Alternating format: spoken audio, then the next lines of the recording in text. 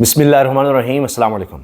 آج ہم بات کریں گے دباؤ کی، شدید دباؤ کی، کہ جس کی وجہ سے ہر کوئی اتنا متاثر ہو رہا ہے کہ شاید پاکستان کی تاریخ میں ہم نے اس طرح سے نہیں دیکھا۔ ایک بڑی افسوسناک خبر آتی ہے اسلام آباد ہائی کورٹ سے کہ اسلام آباد ہائی کورٹ میں پیشی کے دوران دل کا دورہ پڑ گیا FIA کے افسر کو اور اس کی جان چلی گئی۔ اب اس خبر کے حوالے سے میں نے بات کی اسلام آباد میں ہی موجود ایک اہم ادارے کے، آپ یہ کہہ لیں کہ سربراہ کی حیثیت رکھتے ہیں، ان سے میں نے بات کی کہ یہ کیا معاملہ ہے۔ اب اسی خبر کے حوالے سے میں نے ان سے بات کی تو بہت سے راز کھلے ہیں، بہت سی چیزیں پتہ چلی ہیں کہ بظاہر یہ صرف ایک آپ کو طبعی موت نظر آئے گی کہ جناب ایک انسپیکٹر ہے اور وہ جاتا ہے اسلام آباد ہائی کورٹ میں، جو معمول کی بات ہے کہ روزانہ ہی ان کی پیشیاں ہو رہی ہوتی ہیں، اور وہ انسپیکٹر وہاں پر جا کر جو کیس ہے جس میں اس کو بلایا گیا ہے اس حوالے سے بیٹھا ہے۔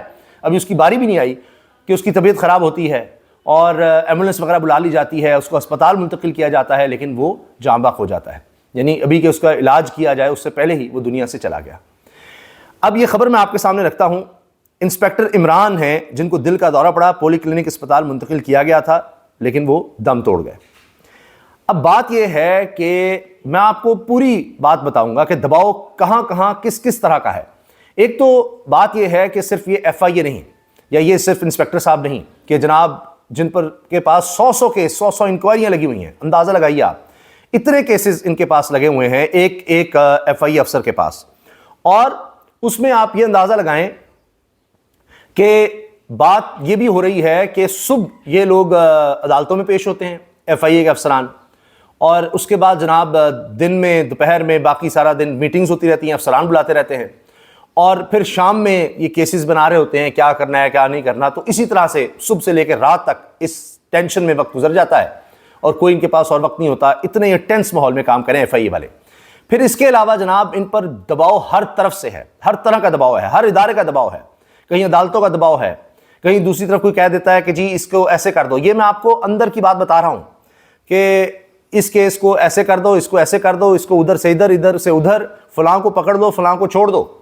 آپ دیکھ ہی رہے ہیں کوئی دن جاتا ہے کہ جس دن کوئی ایسی خبر نہ آئے کہ جناب آج فلاں کو نوٹس کر دیا FIA نے، چلو جی اب اس کے پیچھے، آج عمران خان صاحب کی بہن کو کر دو جی، علیمہ خان کو بلاؤ، اعظم سواتی کو بلاؤ اور بٹھا کر بس حراست میں ہی سمجھو، صبح سے آئے ہوئے ہیں پیشی کے لیے بلاؤ اور پاس ہی رکھ لو، جان ہی نہ دو، ان کو ٹینشن دو، اور اوپر سے ان کو ٹینشن مل رہی ہوتی ہے، دباؤ میں کیا ہوتے ہیں پھر آگے دباؤ ڈال رہے ہوتے ہیں۔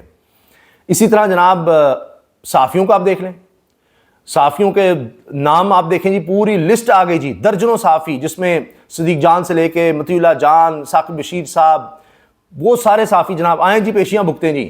پھر اس کے بعد سپریم کورٹ میں معاملہ چلا گیا ہے، تو کہیں سے دباؤ آتا ہے کہ ان سب کو پکڑ لو، پھر دوسری طرف دباؤ آتا ہے کہ نہیں ابھی رہنے دو، ابھی دیکھتے ہیں کرتے ہیں، ان کو دباؤ میں لانا تھا، پیغام پہنچانا تھا۔ تو کیسز بنوائے بھی جا رہے ہیں، کیسز ختم بھی کیے جا رہے ہیں، ہر وقت اسی طرح سے، اور جھوٹے سچے سب کیس جناب بیچ میں ڈالے ہوئے ہیں، اور ایک کے پاس 100 انکوائری ہیں۔ پھر ان سے پوچھیں اس کا کیا بنایا، اس کا کیا بنایا، اس کو کیوں نہیں چھوڑا، اس کو کیوں نہیں پکڑا فلاں۔ تو اتنا پریشر ہے ان لوگوں پر۔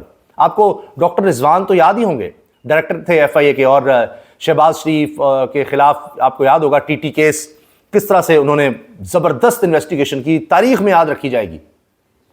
اور پھر کیا ہوا کہ جناب شہباز شریف صاحب وزیر اعظم بن گئے، کس طرح وہ سارا کیس ختم کیا گیا، اور وہ ڈاکٹر رضوان بھی دل کا دورہ پڑنے سے انتقال کر گئے۔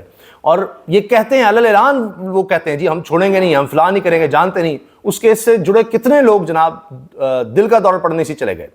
اتنا جناب پریشر، اور پھر یہ الزامات بھی لگتے رہے، پتہ نہیں کچھ دیا ہے، عمران خان تک کہتے رہے کہ جناب جو بھی ان سے جڑتا ہے کتنے لوگ 4-5 لوگ جو ہیں وہ مر جاتے ہیں، اس کی تحقیقات ہونی چاہیے۔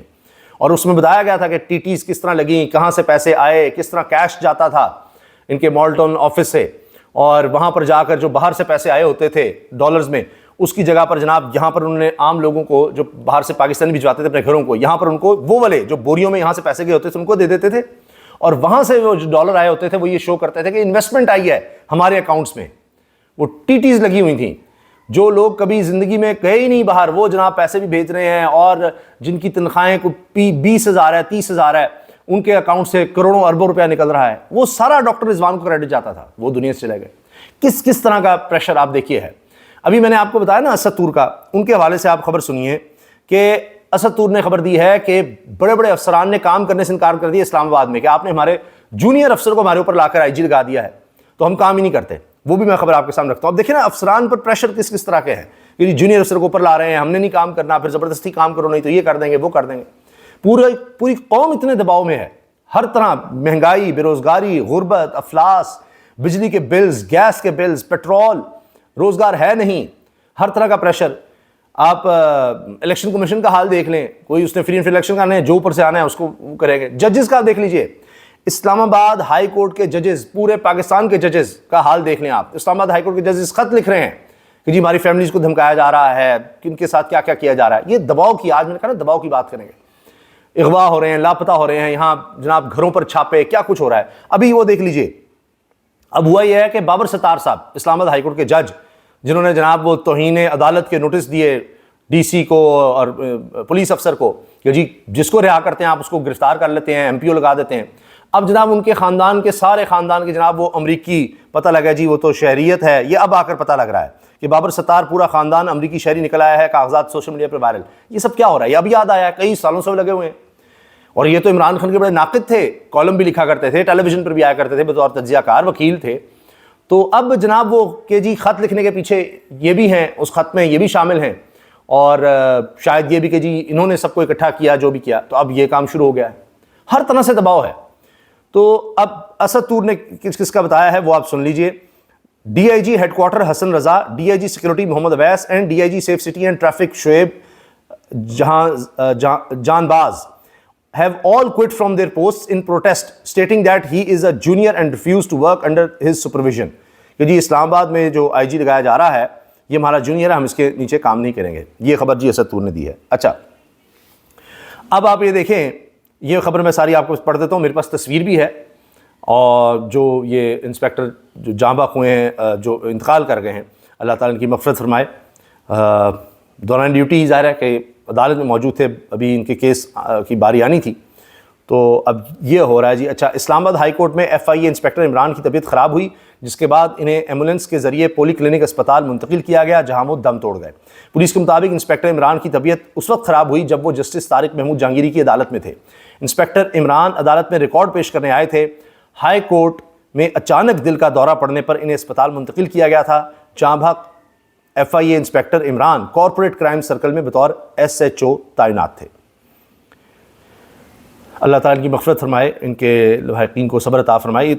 یہ تصویر بھی موجود ہے جس میں اسٹریچر پر ان کو لے جایا جا رہا ہے, وہ بھی میرے پاس تصویر بھی آئی ہوئی ہے. اچھا, اب شہباز شریف صاحب پر حکومت پر الگ سے دباؤ نظر آ رہا ہے کیونکہ وہ دھاندلی سے حکومت بنی ہوئی ہے, مینوفیکچرڈ حکومت ہے, وہ ان کے لیے الگ مسائل ہیں. اب اپنے لوگ بولنے لگ گئے ہیں. ایک طرف رانا ثناءاللہ اور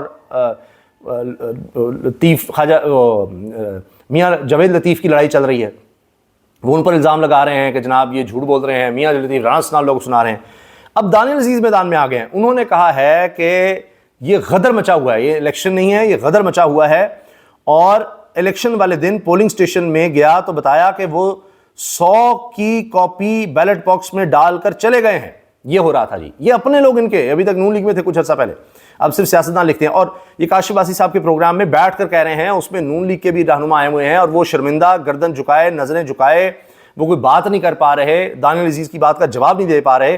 اور وہ کہتے ہیں جی شریف لوگوں کی پگڑیاں اچھالنا اس ملک میں معمول بن چکا ہے. بیلٹ باکسز میں جعلی ووٹ ڈال کر کہتے ہیں کہ متعلقہ ادارے سے تحقیقات کروا لیں. اچھا, جعلی ووٹ ڈال دو گے تو کر لو جو کرنا ہے, یہاں ایک مذاق بن گیا ہے. پھر انہوں نے کہا کہ وہ جو ہلاکت کی خبر آئی کہ جی نون لیگ کا کارکن جاں بحق ہو گیا ہے جی, وہ تحریک انصاف والوں نے سر پر ڈنڈا مارا, کہتے ہیں جی جھوٹ ہے, وہ ذاتی رنجش کی وجہ سے ہوا. اور گھر والوں پر دباؤ ڈال رہے ہیں کہ تحریک انصاف کے خلاف مقدمہ کرو. گھر والے انکار کر رہے ہیں کیونکہ ان میں شرم, حیا, کوئی ضمیر کہیں ہے, باقی تو حکمرانوں میں تو بچا ہی کچھ نہیں.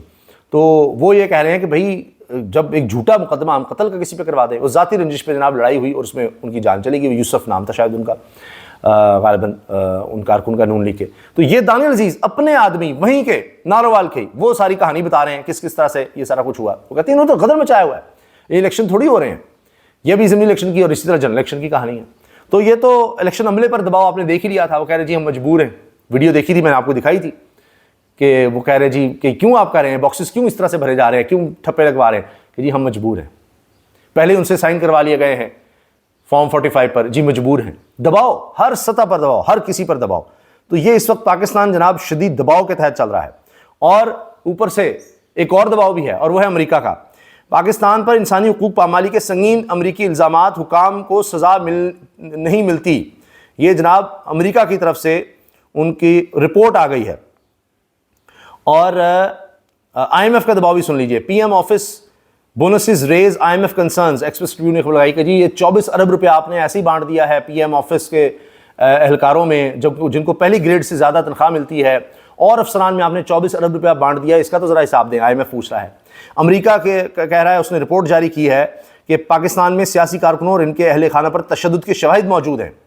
اب یہ دیکھیے نا، اب کوئی اور ہو تو حکومت کہے گی ایسی تیسی، کوئی انسانی حقوق تنظیم کچھ کہے، کون ہوتے ہیں، لیکن امریکہ کہہ رہا ہے اب کہ جی امریکی محکمہ خارجہ کا کہنا ہے کہ پاکستان میں ماورائے عدالت ہلاکتوں، سیاسی کارکنوں اور ان کے اہل خانہ پر تشدد کے شواہد موجود ہیں۔ امریکی محکمہ خارجہ کی جاری کردہ انسانی حقوق سے متعلق 2023 کی رپورٹ میں کہا گیا ہے کہ پاکستان میں انسانی حقوق کی پامالی ہو رہی ہے اور پاکستان میں بہتری کے لیے انتظامات نہیں کیے گئے۔ پاکستان میں سیاسی اور مذہبی عدم برداشت سے لاقانونیت بڑھی ہے۔ رپورٹ کے مطابق پاکستان میں 9 مئی واقعات پر سابق وزیر اعظم سمیت یعنی عمران خان سمیت متعدد افراد پر مقدمات ہوئے۔ 9 مئی دہشت گردی واقعات پر انسانی حقوق کی تنظیمیں تحفظات کا اظہار کر چکیں۔ عام سیاسی کارکنوں کو جیل میں مشکلات کا سامنا کرنا پڑا۔ امریکی محکمہ خارجہ کے مطابق پاکستان میں میڈیا پر پابندیاں ہیں، صحافی گرفتار یا لاپتہ ہیں، انسانی حقوق کی خلاف ورزیوں میں ملوث اہلکاروں کے خلاف ایکشن نہیں ہوا۔ رپورٹ میں مزید کہا گیا کہ پاکستان میں 2023 میں دہشت گردی کے واقعات میں اضافہ ہوا۔ پاکستان میں فوج، شہریوں، پولیس پر حملے ہو رہے ہیں۔ پاکستان میں سرحد پار حملوں میں سینکڑوں ہلاکتیں ہوئیں۔ پاکستان دہشت گردوں اور شرپسندوں کے خلاف کارروائیاں کر رہا ہے۔ اچھا، اب یہ رپورٹ آ گئی، ابھی تو ٹرمپ نہیں آیا جی، نومبر میں کہہ رہے ہیں ٹرمپ نظر آ رہا ہے، تو اس کے بعد تو پتہ نہیں حالات کیا سے کیا ہو جائیں گے۔ اللہ حافظ۔